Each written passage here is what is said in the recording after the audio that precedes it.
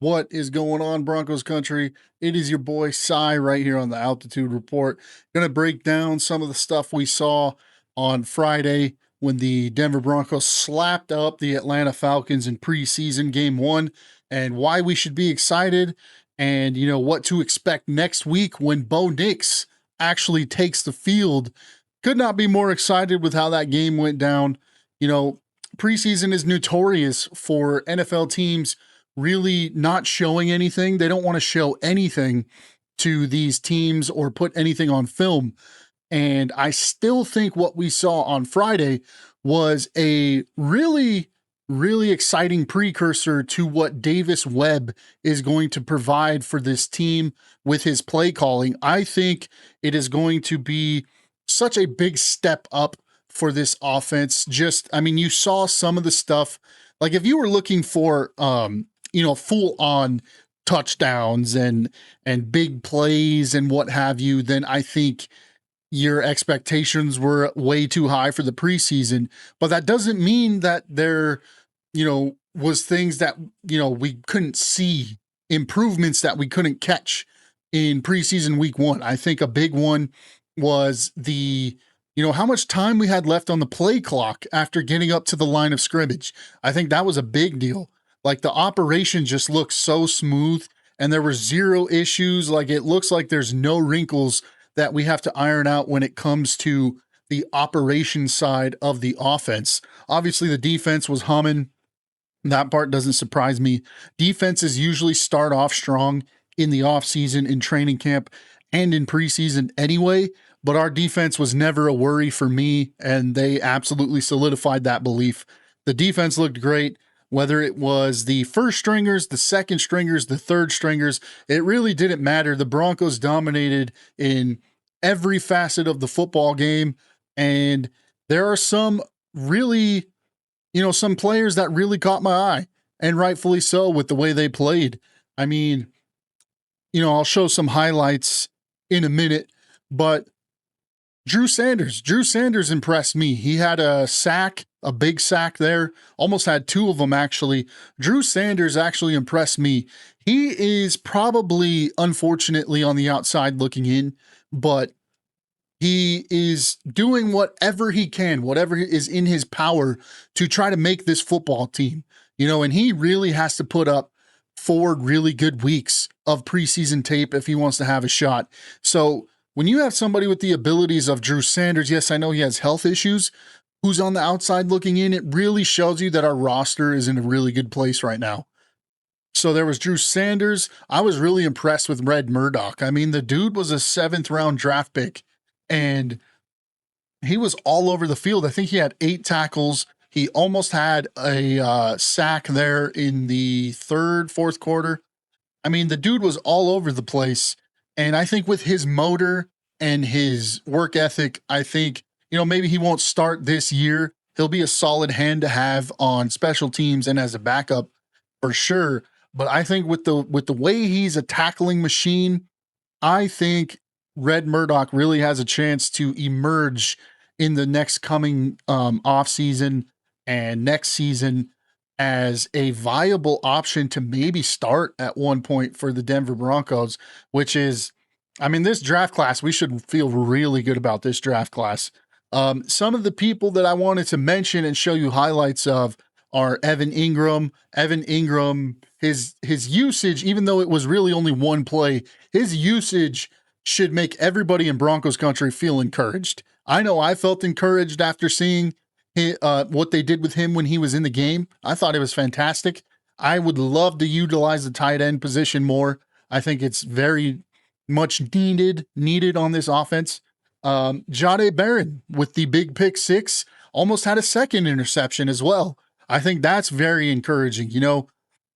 We were hoping going into this offseason that Jahdae Barron would take the next step and elevate his game and maybe push to challenge Riley Moss and Jaquan McMillan, who are in contract years, and maybe he would push to not just have those guys play better because they want to earn that contract, but maybe give us something to think, give the front office, give the Broncos something to think about as they move forward and decide who's going to stay on this team and who isn't.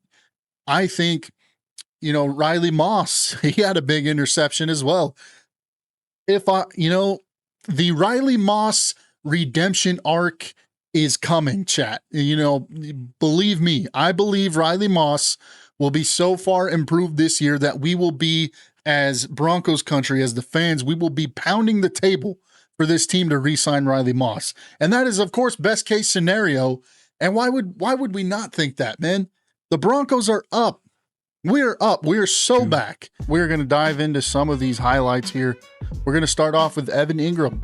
I thought the usage of Evan Ingram in that preseason game, even though if it was only for one play, I thought it was very encouraging to see. You see Evan Ingram here, gets open in the middle of the field. Beautiful stuff there. Nice throw from Stiddy. Here he is again, a different angle. Wide open in the middle of the field. I feel like it's encouraging to see that, and I walk away with the feeling that Evan Ingram still has a lot of juice left in that tank. And I think with Davis Webb at the helm, and I think, with Bo Nix in year 3, he's only going to see more targets come his way. And I also feel like with an additional superstar that other teams have to worry about now in Jalen Waddle, it's only going to open up the field more so for Evan Ingram. You can't double everybody. And I think teams are going to have to try to double Jalen Waddle. And if they're not doubling Jalen Waddle, then they got to worry about Courtland Sutton. It's going to leave the middle of the field wide open.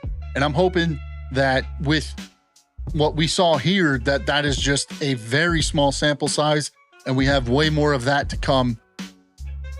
And then we jump into Jahdae Barron. Jahdae Barron, this was very encouraging.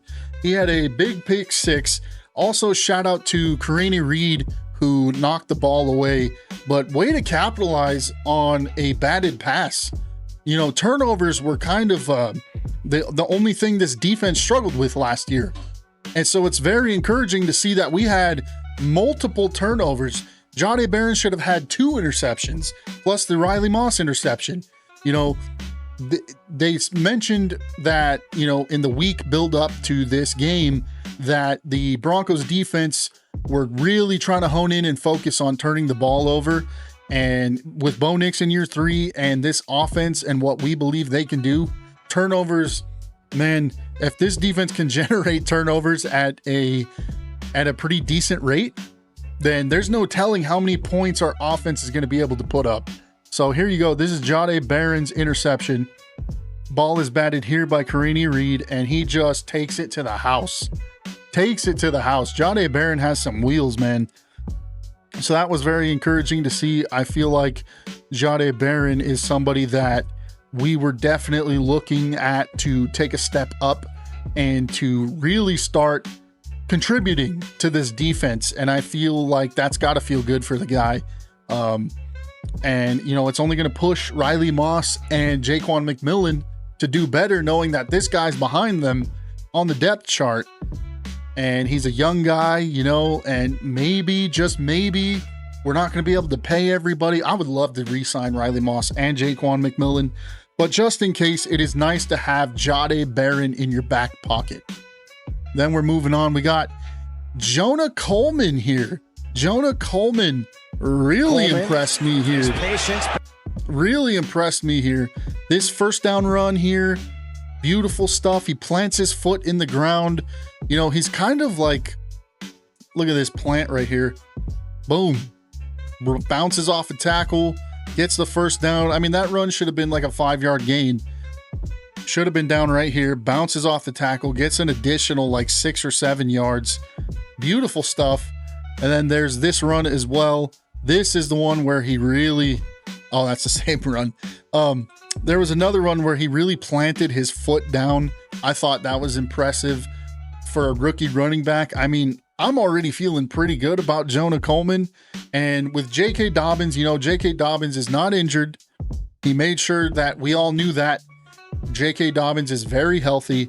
But just in case, it is nice to have R.J. Harvey, who had 10 touchdowns last year. And then we also have Jonah Coleman waiting in the wings, just in case. It's very nice insurance policy.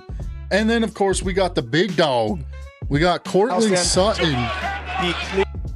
Cortland Sutton, 40-yard bomb by Jarrett Stidham. He just boxes out the defender. I mean, that defender never had a shot at it. Cortland Sutton using that big frame, jumping up, snagging the ball out of the air. Beautiful stuff. I will say on the part of Stiddy, he did have PB13. Pat Bryant was wide open on the crosser, but I'm not going to complain about a 40-yard bomb, bro. So I feel like Cortland Sutton, that plus the one-handed catch, if you have not seen it, you should definitely find that clip. I couldn't find it on here. Otherwise, I would have shown it to you. But, man, Cortland Sutton, I think Jalen Waddle is going to make Cortland Sutton's life even easier. I mean, I really do feel like this offense is about to break out, and we should all be very excited. And a lot of the things we saw in this preseason game, even though it is preseason and they try to keep the offense vanilla, that does not mean that you can't see some things that are very encouraging signs for what's to come. Then we got Jarrett Stidham. Speaking of Stiddy here, Stiddy avoids the pressure on this one, runs away from the pressure. I mean, they had him dead to rights and he got out of there and just dumped it off to Jaleel for the touchdown. I think there was one point where Stiddy was like 6 of 8 for $120. Like, Stiddy is a great preseason quarterback. Now, last year, sure, I understand a lot of people were upset, and I've seen the comments on here already. You know, where was this Stiddy when we were in the AFC title game against the Patriots? Bro, that is an impossible situation for a backup to go into. And I know our team and a lot of the players, you know, wanted to make note like, hey, we believe in Stiddy, but that has got to be morally deflating knowing your starting quarterback breaks his ankle on the second to the last game. And it's such an emotional, high stakes game like that was against the Buffalo Bills in the divisional round. That was an impossible situation, bro. This, you know, Stiddy balls out in the preseason. He's got that, you know, dog in him that comes out during the preseason. I feel like this is very encouraging. It makes me feel pretty good knowing we got Stiddy back there. And at the end of the day, yes, there's things that no team is perfect, right? But at the end of the day, I think Sean Payton has earned our trust, you know, and that's kind of where I'm resting my hat now.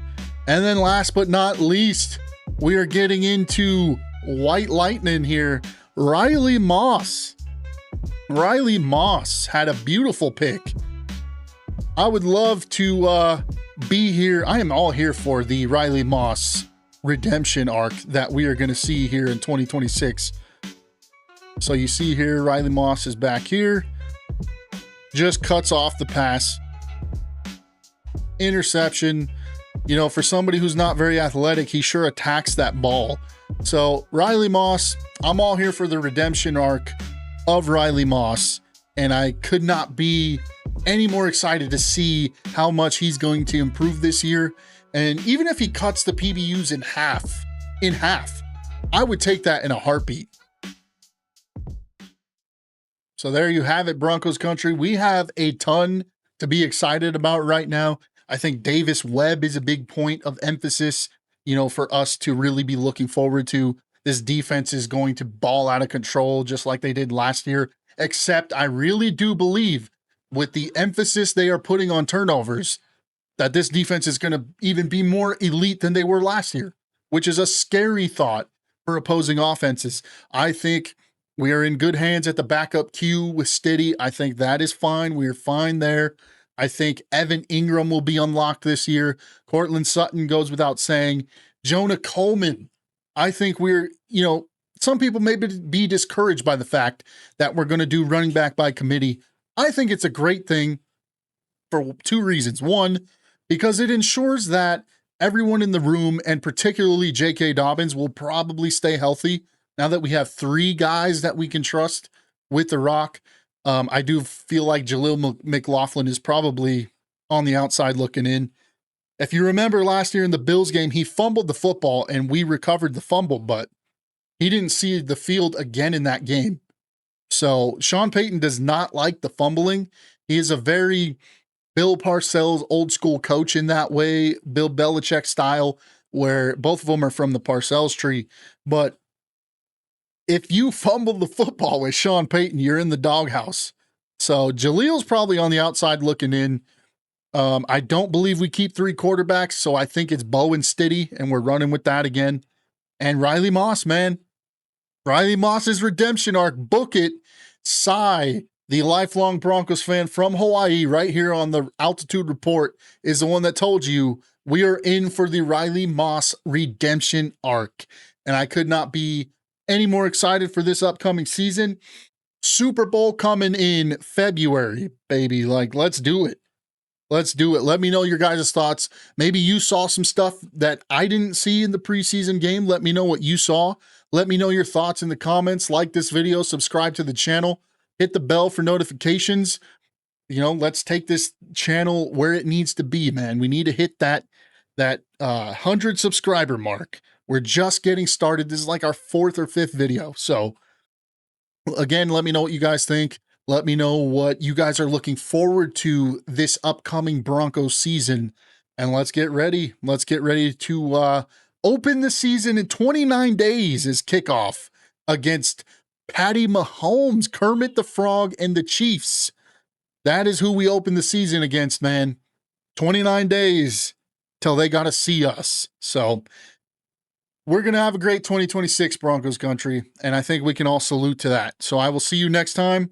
Thank you so much for joining me on the Altitude Report.